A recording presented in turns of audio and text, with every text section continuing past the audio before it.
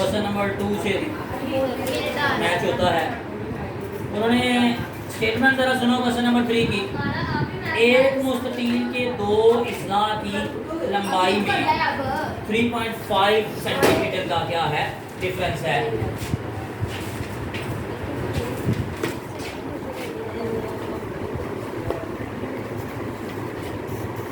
ये मुस्ततील है, रेक्टेंगल है। इस रेक्टेंगल की ये जो लंबाई और चौड़ाई है ना, लेंथ और ब्रेड्थ है, इसमें ये फर्स्ट करो लेंथ क्या है x है और ब्रेड्थ क्या है x है और लेंथ y है। इन दोनों का फर्क कितने का है? इनमें डिफरेंस आता है 3.5। ठीक है,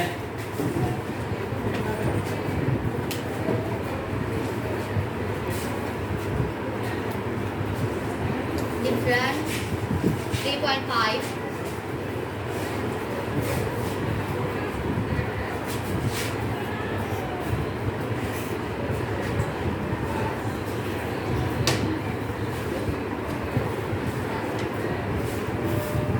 ये कहा गया है। नेक्स्ट स्टेटमेंट को आगे पढ़ता हूं मैं। इन दोनों इजला की लंबाई मालूम कीजिए जबकि मुस्ततील का अहाता, फिर क्या दिया हुआ है? अहाता दिया हुआ है, यानी कि हमें क्या मिला हुआ है? पेरीमीटर मिला हुआ है। वो कितना है? 67। शेप कौन सी है वो तुम्हें नजर आ रहा है? कौन सी शेप है? रेक्टेंगल।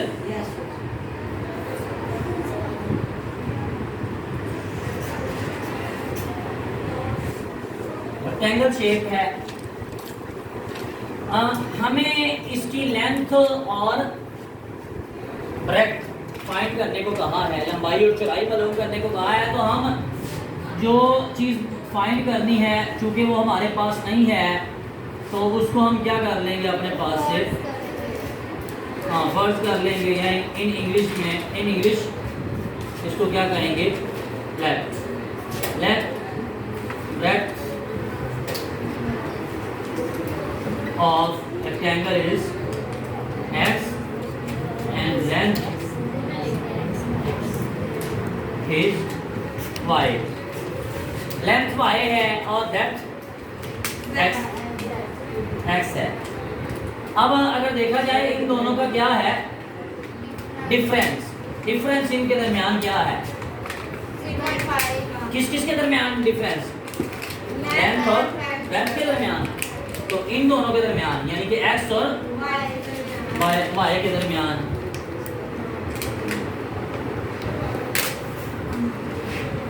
बाय गिवन कंडीशन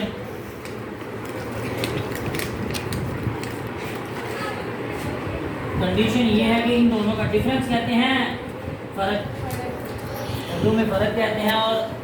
और इसको मजीद में अगर वाज़िया करूँ तो वो बने, उसको कहेंगे तफरीक यानी कि माइनस। इन दोनों को माइनस करें ना, लेंथ और ब्रेड्थ को माइनस करें तो आंसर क्या आता है? मैंने माइनस किया, देख लो। जो कंडीशन उन्होंने बताई थी वही कंडीशन मैंने यूज की है। ये इक्वेशन नंबर 1 बन गई। उसके बाद अब फिर कल वाला पेरीमीटर का हमें क्या चाहिए? फॉर्मूला। अहाते का फॉर्मूला क्या है? कल मैंने अहाते का फॉर्मूला लिखवाया था। Perimeter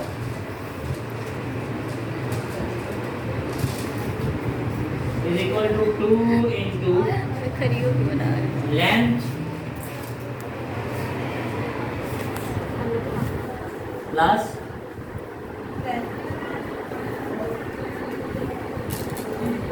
breadth। हाँ, पेरीमीटर कितना है? 67। 2 और लेंथ की जगह पे क्या लिखेंगे? y और ब्रेड्थ की जगह पे x। ये 2 इधर आके नीचे क्या हो जाएगा? डिवाइड हो जाएगा। तो वहाँ पे क्या बचेगा? x y ही बचेगा ना। डिवाइड करने से आंसर क्या आया? 3.5।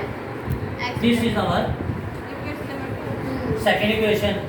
तो जी ये हमारी दूसरी मसावात आगे ये कल वाला ही है, यहाँ से लेकर यहाँ तक सिर्फ नंबर चेंज है,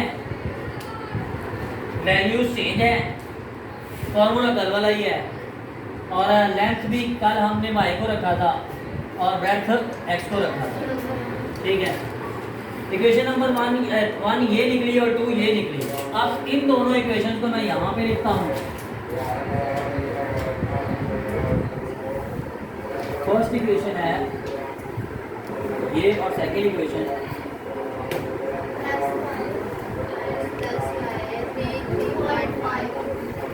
ये दो इक्वेशन बनी है। अगर किसी को समझ नहीं आई तो वो खड़ा होकर पूछ सकता है। ये फॉर्मूला है, मैं उर्दू में भी फॉर्मूला लिख देता हूँ यहाँ पे, जो उर्दू मीडियम वाले हैं। हाँ, का इज इक्वल टू 2 ब्रैकेट लंबाई जमा ये जो ब्रेड्थ है इसको क्या कहते हैं, और ये जो लेंथ है इसको क्या कहते हैं। ये लंबाई है और ये चौड़ाई है। लंबाई की जगह पे क्या लिख देंगे y और चौड़ाई की जगह पे x लिख देंगे। तो वैसे ही मैंने लिखा देखो, और ये 2 फार्मूले में आता है। ठीक है, ये 2 इधर आगे नीचे क्या हो जाएगा, दूसरी साइड में डिवाइड करके ये आंसर कैलकुलेटर से निकल जाएगा। ठीक है, डिवाइड करेंगे तो कैलकुलेटर से ये आंसर आएगा। तो लो जी, कुल मिला के और किसी ने कुछ पॉइंट कोई समझना हो तो समझ सकता है। वो बता दें ऐसे जब हमने फॉर्मूला यहाँ से हमने बिकता है, यहाँ से बिकता है, यहाँ से ये लेंथ है, ये पेरीमीटर का formula 2 into length plus breadth. ये फार्मूले 4 क्लास से शुरू होते हैं। 4 क्लास में पेरीमीटर का फार्मूला है रेक्टेंगल का, 4 में भी है, 5 में भी है, फिर 7 में भी है। ठीक है, और 8 में भी कुछ क्वेश्चन में आता है। तो ये सारी क्लासों से होते हुए आते हैं फार्मूले, और तुम सारी क्लासों से होके आए हो, तो मुझे उम्मीद यही थी कि तुम्हें ये फार्मूले आते होंगे। अच्छा भाई, 2 मसावातें बन गई। 2 मसावातें ही तो हमने क्या करनी थी, बनानी थी। अब इसके बाद ऊपर उन्होंने कहा है नीचे दिए गए सारे सवालों को काल्मों के जरिए मकूस से भी करें, इन्वर्जन मेथड से भी करें इन सवालों को, और ग्रामर रूल से भी करें। अब ये सवाल को इन्वर्जन मेथड से भी करना है और ग्रामर रूल से भी करना है। मैं कौन से मेथड से करूँ, कौन से मेथड से करूँ? हाँ, फर्स्ट मेथड इन्वर्जन मेथड से करूँ। लो जी, इन्वर्जन मेथड से मैं इसको करने जा रहा हूँ।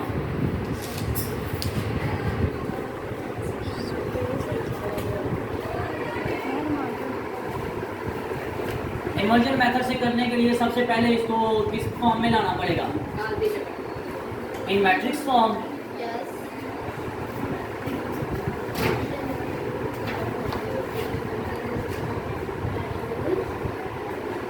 काल्बी शक्ल में, यहाँ पे लिखना है काल्बी शक्ल। काल्बी शक्ल में फर्स्ट कॉलम बनता है कोएफिशिएंट्स का, सेकंड मैट्रिक्स बनता है वेरिएबल्स का, और थर्ड मैट्रिक्स बनता है राइट साइड वाली वैल्यूज का। तो कोएफिशिएंट यहाँ पे क्या है, 1 1 सारे ही 1 1 है, लेकिन इसके साथ क्या है, माइनस है। और यहाँ पे वेरिएबल कितने यूज हो रहे हैं, x और उसके बाद राइट साइड पे 3.5 और 33.5। हाँ, अब इन्वर्जन मेथड करना है तो फर्स्ट मैट्रिक्स को A का नाम देना पड़ेगा, सेकंड मैट्रिक्स को X और थर्ड मैट्रिक्स को B का नाम देना पड़ेगा। अब ये A को किधर ले जाना पड़ेगा, राइट साइड पे। A यहाँ पे A है तो राइट साइड पे जाकर क्या हो जाएगा, A इनवर्स। यहाँ पे A की पावर 1 है तो जाके A की पावर क्या हो जाएगी, -1। अब अगर हमने X मैट्रिक्स फाइंड करना है, X मैट्रिक्स में X और Y की वैल्यू फाइंड करनी है, तो पहले हमें क्या करना पड़ेगा, A का सर्बी मकरूस, A का इन्वर्स फाइंड करना पड़ेगा। और A के इन्वर्स का फार्मूला ऑलरेडी हम कितनी दफ़ा कर चुके हैं, एडजॉइंट लेना होता है और डिटरमिनेंट लेना होता है। तो सबसे पहले ये A है, इसका एडजॉइंट ले लेते हैं, adjoint of A, matrix A का एडजॉइंट। एडजॉइंट में क्या किया जाता है? डायगोनल एलिमेंट्स की जगह चेंज और बाकी दोनों के साइन चेंज। ये प्लस वाला हो जाएगा और ये लो जी एडजॉइंट आ गया। अब इसी ए वाले मैट्रिक्स का क्या लेना है? हाँ डिटर्मिनेंट यानी कि मक्ता। तो डिटर्मिनेंट लेते हैं 1 -1 1 1 1 क्रॉस मल्टीप्लाई होता है। डिटर्मिनेंट में क्या किया जाता है? Cross multiplication. 1 से मल्टीप्लाई होगा, दरमियान में माइनस आएगा और -1 किससे मल्टीप्लाई होगा? 1 1 दा 1 माइनस माइनस प्लस 1 1 दा। तो आंसर इज 2 ए का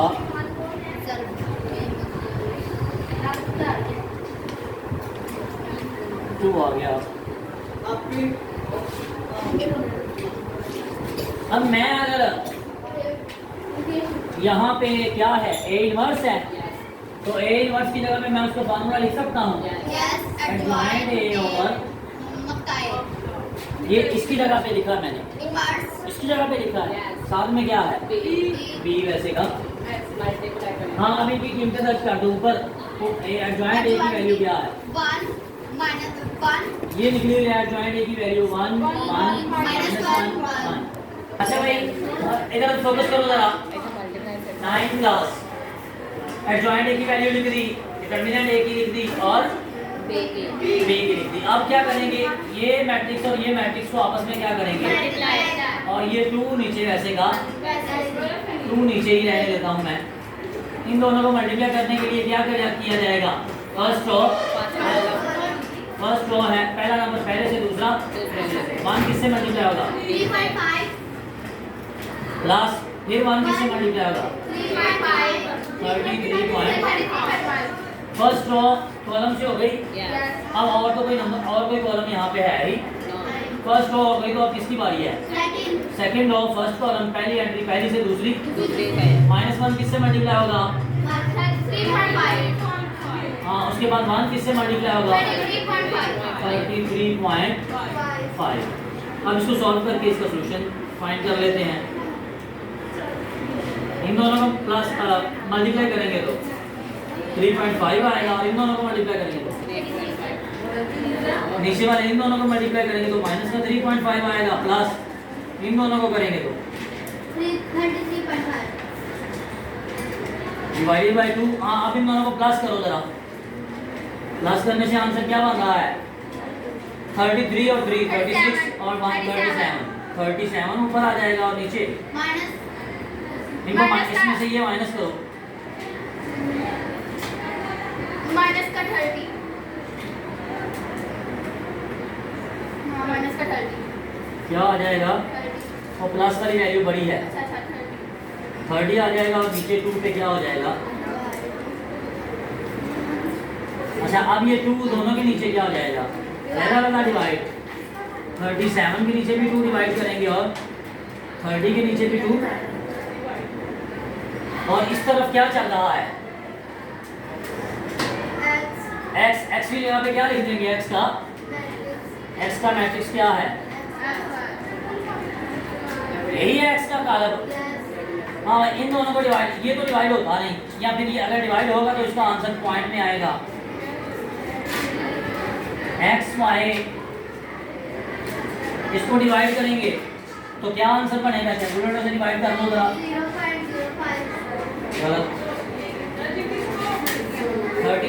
30 को 2 पे डिवाइड करेंगे तो 15 आ जाएगा। 3.5 का आधा सर। इसको इन दोनों को डिवाइड करो। 37 डिवाइडेड बाय 2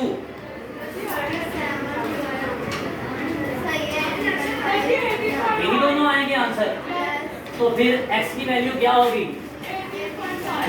18.5 और y की वैल्यू क्या होगी?